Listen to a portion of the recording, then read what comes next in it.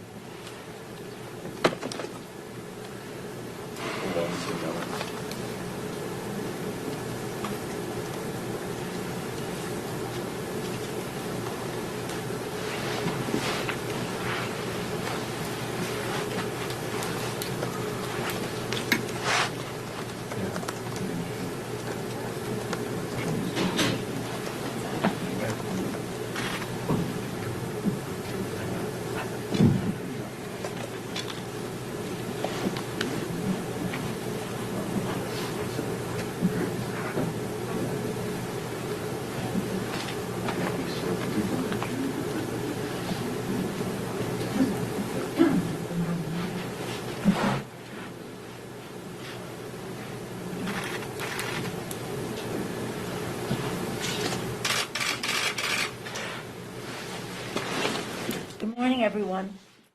And it is a good morning. We're so excited that today the Equality Act will come to the floor. We have passed it in the House before, the Equality Act, H.R. 5, to end discrimination against the LGBTQ community. This time it will be not only passed in the House, but on a path to a signing at the White House. We're very excited about that. Later we'll be gathered, I think right here, right, to talk about that more specifically, but I want to salute Congressman David Cicilline for his leadership on this legislation and Senator Merkley, and just point out that when we announced that legislation, John Lewis stood with us as a leader in that in passing the Equality Act. Again, we're waiting, as we all are, to hear from the Senate parliamentarian as to what will happen with the minimum wage piece of the legislation. I don't know what other considerations she has, but I feel that we have a very, very strong argument, and we have a very big need in our country to pass the minimum wage. We've been working on this fight for 15 for a number of years now, and it's long overdue, and it will be phased in, and we would hope that it could be part of this reconciliation bill. But could be any moment. If you hear, because I don't have a phone here, if you hear before I do, let me know, okay? And then that will be, as you know, is part of our American Rescue Plan that we are putting forth. It's about putting vaccinations in the arm, money in the pocket, children in the schools, workers in their jobs, and it's what this country needs. And I salute the President for recognizing those needs and courageously going forth, and the American people, with it like over 75% of American people support the legislation. Overwhelmingly, Democrats, Republicans, and Independents support the legislation. So hopefully by the end of the day tomorrow, it will be passed and then prepared for this to send over to the Senate by Monday morning for them to act upon it. And then if they change it, we'll take it back and pass it and then send it to the White House. We're very excited about that. And it is receiving such very widespread support from economists, and the need for something substantial is very recognized, as well as the timing at a time when interest rates are low. So the need is great, the opportunity is there, and the precision of this legislation to directly address the needs of the American people, the lives of the American people, and the livelihood. Earlier this week, we sadly observed the over 500,000 people who died from the coronavirus. I was so pleased that we had a big turnout of Democrats and Republicans, House and Senate, on the steps of the Capitol for a moment of silence and music, no speeches, music, to share our sympathy with the families of those who lost their loved ones. Any questions? Madam Speaker. Yes, sir. What do you got? Let's just go across here like this. The other week, prior to the Senate verdict on the impeachment trial. You were asked whether there might be something else Democrats might think about as punishment if there was not a conviction or a censure. And you said you might have something to say about that. I was wondering if there's anything you guys are looking at, maybe the $200,000 plus pension that Trump gets as an ex-president, or is this a kind of closed chapter in your book? No, I think that what I was thinking of is that we have to get what we need. What we need is the truth, and that's what we want to find out. The truth about what is happening in our country to enable something like this to be acceptable to the Republican Party.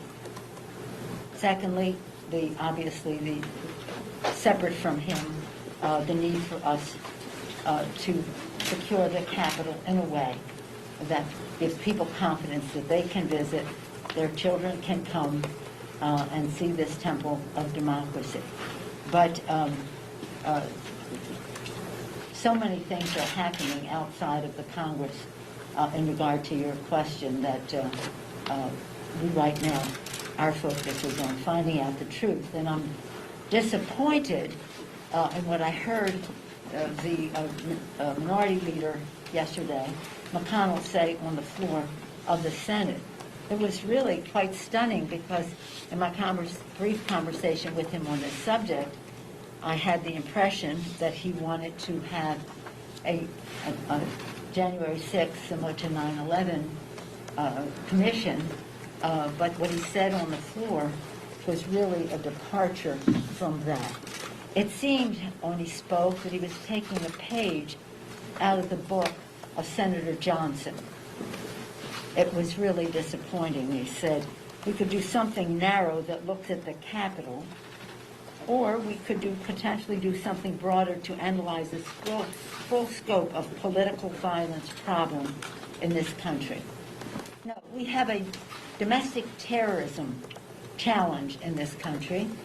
That's what the director of the FBI testified to the end of September. Domestic violence taking more lives than international violence in this country, and the biggest number since Oklahoma City. The biggest buckets under that category of domestic violence were white supremacy, anti-Semitism, and another list of xenophobia, Islamophobia, etc. I refer you to his statement. So for the leader of the Senate to make light of this and well, it's Don Johnson. Was his first name Don? Ron. What is it, Ron? Senator. Miami Vice. Not Miami Vice or anything like that. That was the old. Ron Johnson seems to be taking the lead on what the scope would be of how we look at protecting our country from domestic terrorism. Madam Speaker, on that topic, can I follow up on that topic? Yes. The Minority Leader and others have also said they would want to see this commission be a 50-50 bipartisan split. Why have you not wanted to go down that road, and are you concerned about who Republicans would appoint to be on a commission like that? No, I was the author of the legislation for the 9/11 Commission. It was passed in the committee, in the Intelligence Committee. I lost on the floor. The ball was picked up by Tim Romer, and he, with the enthusiastic support of the families of 9/11, was able to pass the bill. But it was resisted at first by our Republican colleagues. Not in the committee. I won in committee, but not on the floor of the House. They were in the majority. That was a different time, a different commission. The most recent commission of scope has been the one I take great pride in, the Centennial of Women's Suffrage. That was a committee where each of us had 2, and the president had 2. So it was 6-4. It isn't unusual to give the president, we don't talk about Democrats and Republicans. These could be independents. They could all be one. I hesitated to put in there that there should be a difference only of one, because maybe more independents would be named. We don't know because there's a criteria for who it is. So it is, that's not the point though. That's easily negotiated. The point is the scope. If you don't know your why, if you don't have your purpose as to what the purpose of this is, then the rest of it is not the important part of the conversation.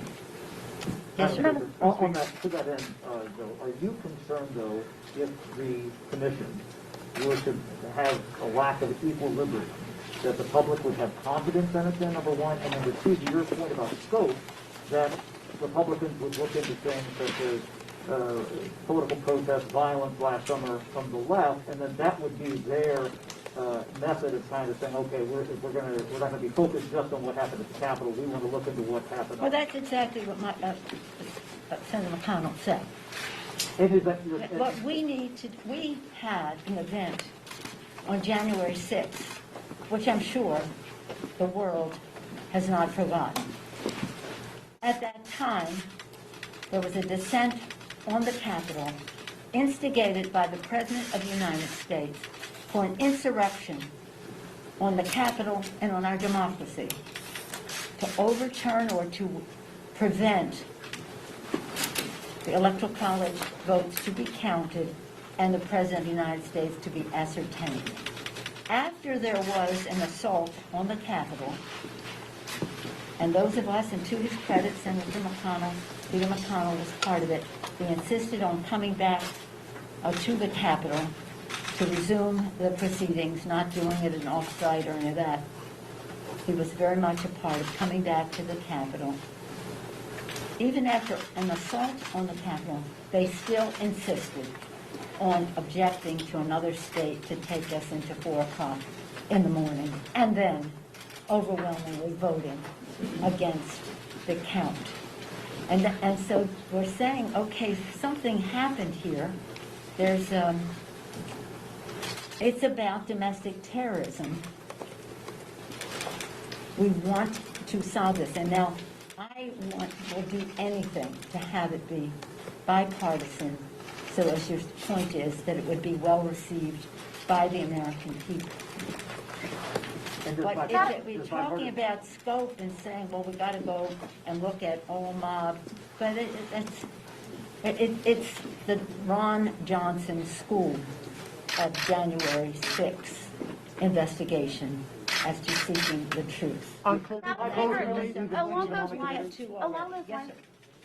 Did you have one? Not to steal the thunder at 2:15, but can you talk to us about why this Equality Act is needed? And secondly, about the Republicans calling it an attack on religious liberty and religious freedom and open up to lawsuits. Thank you for the question. I love talking about the Equality Act. It is needed because there is discrimination against people in the LGBTQ community. To give you a little background on that, we had for a long time a series, 4 things that we were going to do. One was we were going to pass hate crimes legislation, which we did. I'm so proud of that. And Matthew Shepard's parents helped us pass that legislation. Secondly, we were going to do the repeal of Don't Ask, Don't Tell, which under President Obama's leadership and with his courage and the rest, we were able to do that. The next thing we were going to do is end discrimination in the workplace. But then it was like, well, why just the workplace? Why not in every aspect of the economy and of our society? So we went to the Equality Act so that it was more comprehensive than just in the workplace. And that's where we are now. And our fourth was not our doing, it was the courts, was marriage equality. And the courts took care of that for us. So the piece that was remaining of the 4 that we set out to do a number of years ago is the now the Equality Act. Its manifestation earlier was ENDA, but we broadened it. And it is necessary because I wish it weren't. It breaks my heart that it is necessary, but the fact is, and in fact we have,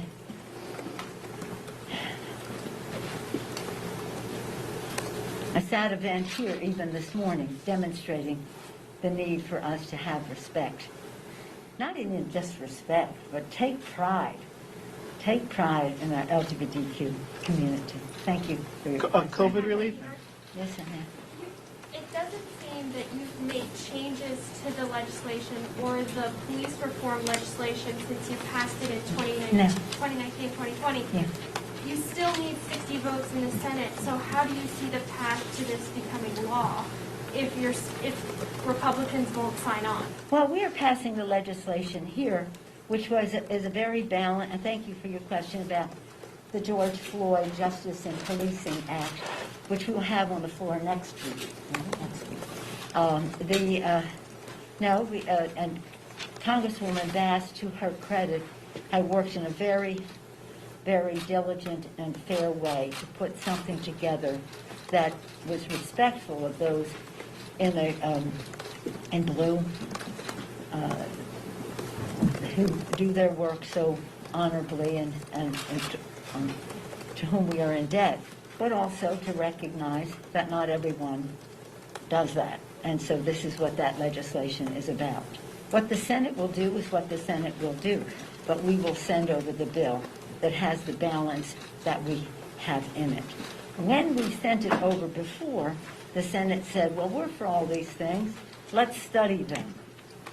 And it was, well, we're either going to do something or we're not going to do something, but we're not. But hundreds of thousands, well, millions of people marched in the street all over the world, not just for one day, but over and over again to say, make the change that is necessary. And this legislation, when we had the hearing for it in the House, the family came, George Floyd's family came, and they said, Madam Speaker, will you name the bill for George Floyd? And I said, I will only name the bill for George Floyd if you think it is worthy of his name. Now let's go into the process. They did, and we are honored to call it by his name. COVID relief?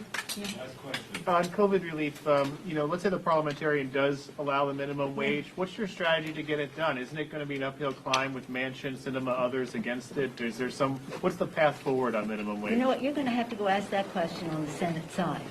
But we are very, very pleased with the case that has been made. And we will pass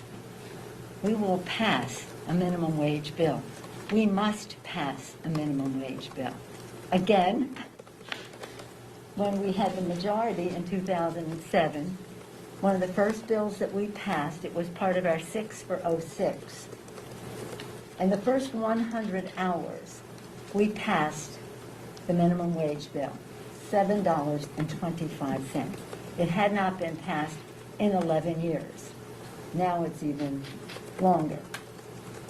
After we passed it in the House, it went over to the Senate, and at the 22nd of January, a senator from West Virginia, Senator Byrd, put out a press statement supporting the passage of the minimum wage and how important it was to the people of West Virginia. I call that to your attention because he might be an unlikely advocate, but he was out there urging that. When we passed it in the Senate, we went out and had a big, I would say a rally, I guess, on the lawn, and I spoke for the House Democrats, and Senator Kennedy spoke for the Senate Democrats, and he said, you know what we have to do now? We have to pass the minimum wage, recognizing that already that was not enough for a family to live on. So here it is, that was 07 in January, signed by President Bush, George W. Bush, and what are we, 14 years later, we still haven't raised the minimum wage. Thank you all very much. I'll see you, some of you, 2:15 for the Equality Act. Thank you. Thank you. Thank you.